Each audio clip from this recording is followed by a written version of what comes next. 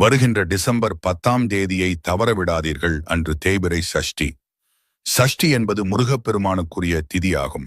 பொதுவாக முருகப்பெருமானுக்கு வார விரதம், நட்சத்திர விரதம், திதி விரதம் என 3 வகையான விரதங்கள் இருப்பார்கள். வார விரதம் என்பது வாரந்தோறும் முருகனுக்குரிய செவ்வாய்க்கிழமையில் இருப்பதாகும். நட்சத்திர விரதம் என்பது மாதந்தோறும் வரும் முருகனுக்குரிய கிருத்திகை நட்சத்திரத்தில் இருப்பதாகும். திதி விரதம் என்பது முருகனுக்குரிய சஷ்டி திதியில் இருக்கும் விரதமாகும்.